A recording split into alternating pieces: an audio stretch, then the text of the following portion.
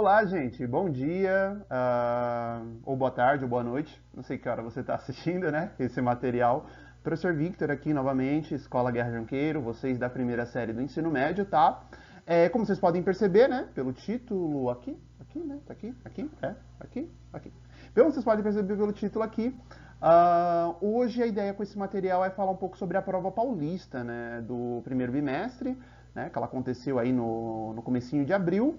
E agora também um pouco sobre o segundo bimestre que iniciamos agora, aí desde da semana, né, dessa semana, para ir ajudar de novo, sempre pensando em ajudar vocês, né? No caso da prova paulista, o que eu quero fazer hoje é conversar principalmente sobre questões que, pelo que eu percebi na análise da prova, vocês não foram tão bem quanto poderiam, mas isso também são coisas que acontecem, tá? Não é necessariamente um julgamento nisso, mas é justamente para conversar e perceber coisas que vocês poderiam ter observado nessas questões, tá?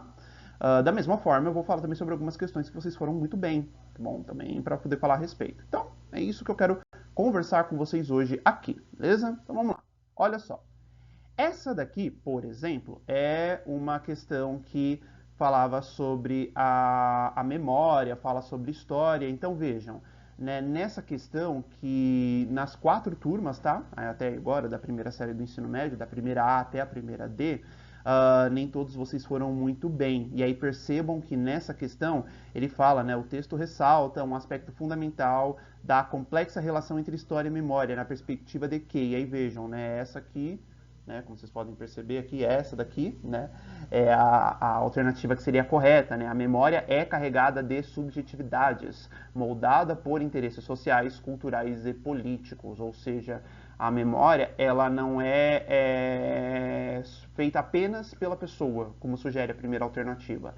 Ela não é feita por uniformidade de relatos, ou seja, todo mundo lembra e fala exatamente a mesma coisa. Não. A memória, assim como a história, nunca se... Não, antes pelo contrário. A memória, ela passa por transformações, assim como a história passa por transformações. E aí a história, ao buscar a subjetividade, é marcada pela seletividade das lembranças. Ela passa, assim, por uma subjetividade, mas ela não busca subjetividade, né? Ela tem subjetividade, ela tem também objetividade, tá? Então, sim, é carregada de subjetividades, que são moldadas por diversos interesses. Então, tudo aquilo que nos é memória tem relação com isso, rapazes e moças, tá? Então, é importante ressaltar a respeito. Nessa outra questão, foi a questão 28, vejam que o enunciado sugere o seguinte, né? O surgimento da escrita como marco divisor entre história e pré-história no estudo da sociedade tem sido questionado por historiadores. Tá? Isso é uma coisa que eu falei com vocês ali na segunda semana de aula, ali no começo de fevereiro.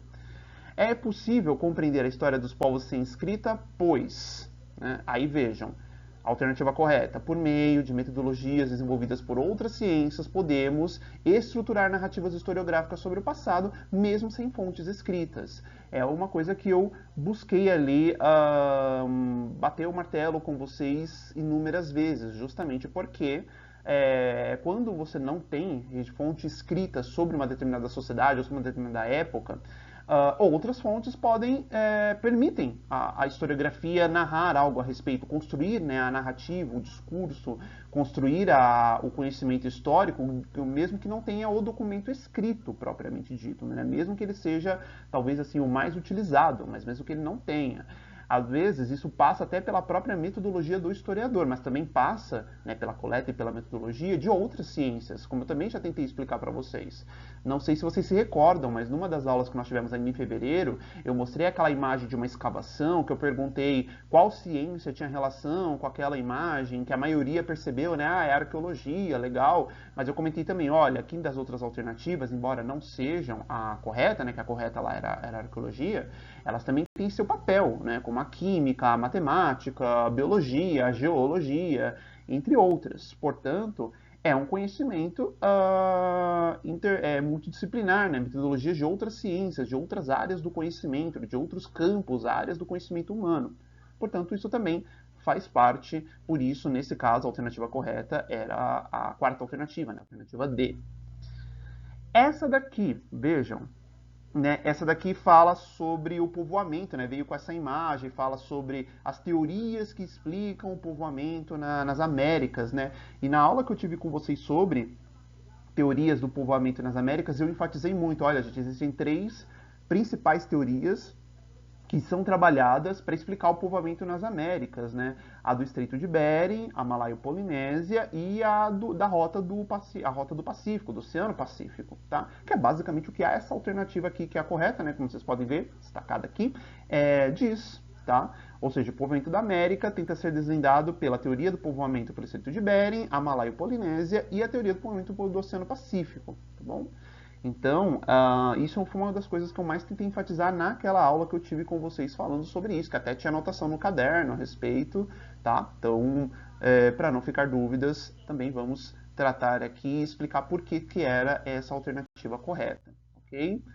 E essa outra questão aqui, questão 31, ele fala, né, nos últimos anos, apoiada em técnicas avançadas, né, técnicas mais avançadas, a arqueologia tem fornecido pistas e indícios sobre a história dos primeiros habitantes do território brasileiro antes da chegada dos europeus. Sobre esse período da história, é possível afirmar que, e aí vejam, os vestígios mais antigos de grupos humanos foram encontrados na região do Piauí, e a datação sobre suas origens são ali bastante controversas, variando de 12 a 40 mil anos.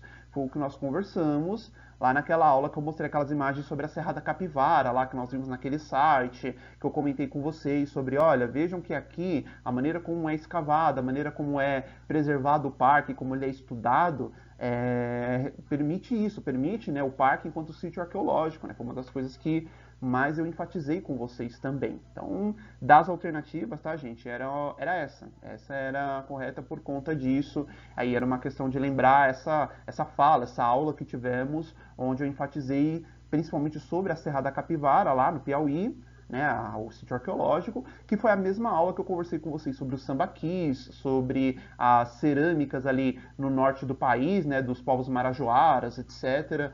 Foi na mesma aula que nós tratamos sobre isso. Okay? Agora vejam, essa daqui é uma das questões onde todas as turmas tiveram um desempenho pelo menos elogiável, vamos assim dizer, significativo, elogiável.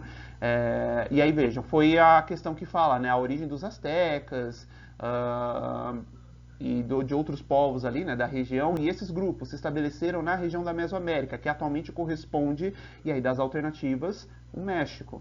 E aí quem estava nessa aula, quem tem as anotações dessa aula, talvez consiga lá perceber e se recorda. Quando eu coloquei lá sobre Mesoamérica, quando eu falei, né, nessas aulas sobre Mesoamérica, eu fiz questão de destacar, ó, gente, a Mesoamérica hoje, ela é atualmente alguns países, entre eles o México, né, enquanto região, atualmente, entre outras, é o México, tá?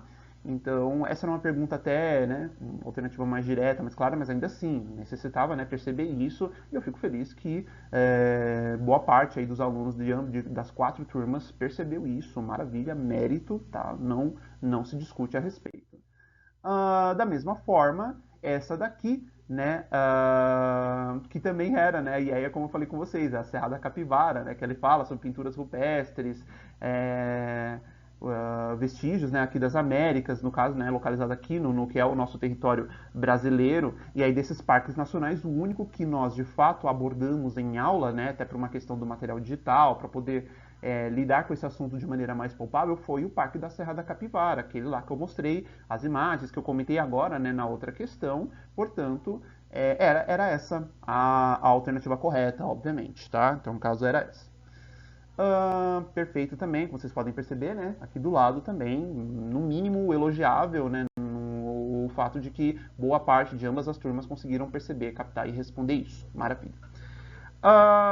Sobre isso, tá? Antes de eu prosseguir aqui, para os finalmente, que o vídeo já está terminando, eu só queria comentar mesmo que, olha, tem coisas mesmo no rendimento que ficaram dentro do esperado, tem coisas que não, normal, isso aí é normal, tá, gente?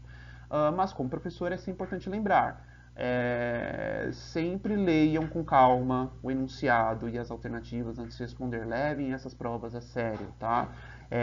Tem uma questão de desempenho, uma questão de percepção, de exercer as habilidades que vocês aprendem e constroem, tanto este ano quanto nos outros anos. Então, muitas vezes uma resposta equivocada se deu por uma certa desatenção neste ou naquele detalhe. Esses detalhes muitas vezes fazem a diferença, tá? Isso não é condenação, pelo contrário, né? É o professor aqui conversando com vocês sobre a matéria, tá bom? Então, se eu falo essas coisas, obviamente, é para a gente sempre acertar os rumos do nosso trabalho aqui na escola, tá? Não à toa eu também estou trazendo aqui questões que vocês foram muito bem também, que é necessário também falar, porque também mostra isso que eu estou dizendo, né? Que quando é possível perceber esses detalhes, essas diferenças e olhar com calma o que a pergunta pede, vocês conseguem bons resultados em determinadas questões e a gente espera que esses bons resultados também se reflitam em outras questões, na maioria delas, se possível, mas ainda assim nós trabalhamos da melhor forma pensando nisso, tá? Por fim, tá? Isso que eu estou falando aqui agora, que eu vou falar agora com vocês, tá? Vai ser colocado um aviso agora na sala de vocês, até o final do mês vai ser colocado aí o aviso nas salas de aula, tá bom? Nós vamos ter uma prova de história nesse segundo bimestre. Essa prova de história vai acontecer antes da prova paulista, por isso que eu já estou colocando aqui em cima, como vocês podem ver, né? Aqui dizendo que ela vai acontecer ali entre os dias 26 de maio e 6 de junho, aí eu explico direitinho em qual data será, né? Eu aviso com antecedência qual data de fato será, mas para vocês já saberem, né, como vocês podem ver aqui, será entre essas datas. A prova terá questões tanto objetivas quanto dissertativas, né? Questão objetiva é aquela de múltipla escolha, que você marca uma alternativa. Dissertativa é aquela que você precisa, né, escrever e explicar a resposta. E para além das aulas, a prova também será baseada, como vocês podem ver ali, ó, lá no canto, nesse textinho, né, que é um artigo, na verdade, né, textinho, no modo de falar, né, um artigo, a modernidade no processo de ocidentalização da América Latina, né, afinal, eu já comentei com vocês em sala, ocidentalização é uma coisa que também nós vamos discutir muito nesse segundo bimestre a partir dessa questão, Grécia e Roma, final da Idade Antiga, a Idade Média e etc, tá? Então a prova será baseada nas aulas e nesse texto. Esse texto já está disponível com PDF aqui na Sala do Futuro, junto com esse vídeo, o texto também já está disponível. Se algum de vocês quiser uma cópia impressa desse texto, é só me pedir que eu forneço, tá bom? E aí eu peço a vocês, leiam, tá? Leiam, se apropriem do material, para que isso possa ajudá-los na prova em si, né? Não só com os estudos, né, nesse segundo bimestre como um todo, mas principalmente para esta prova que eu quero aplicar com vocês dentro dessas datas que eu estou apontando aqui, tá? No material, ok? E por fim, era isso, tá bom? Era isso que eu precisava conversar com vocês. Recadinhos básicos, tá, gente? O livro do estudante, o livro didático, o livro do estudante, o material digital, quando vocês têm acesso aí na Sala do Futuro, sempre olhem ele com calma, ele ajuda a explicar, né, as coisas, ele ajuda a dar atenção, né, ao que precisa ser feito, etc. Então, prestem atenção nisso, tá bom? Leiam ele sempre que possível. Não deixe de falar comigo para tirar dúvida, para orientações, né, tirar dúvida da matéria, do que a gente está discutindo em sala, para que vocês possam sempre estar ligados, né, no que estamos discutindo, se apropriar da melhor forma possível do que estamos trabalhando aqui na escola, né, no nosso dia a dia, em sala de aula, tá? Os exercícios no tarefa cumpram a medida conforme eles vão sendo disponibilizados, cumpram esses exercícios e, bom, é isso que a gente precisa para poder prosseguir e ter aí o melhor trabalho possível nesse e nos próximos bimestres, tá bom? Gente, era isso. Obrigado, tá? Pela atenção de vocês. Qualquer coisa, de novo, procura o professor, tira as dúvidas. Satisfação, tá? Bons estudos. Até a próxima. Valeu. Obrigado.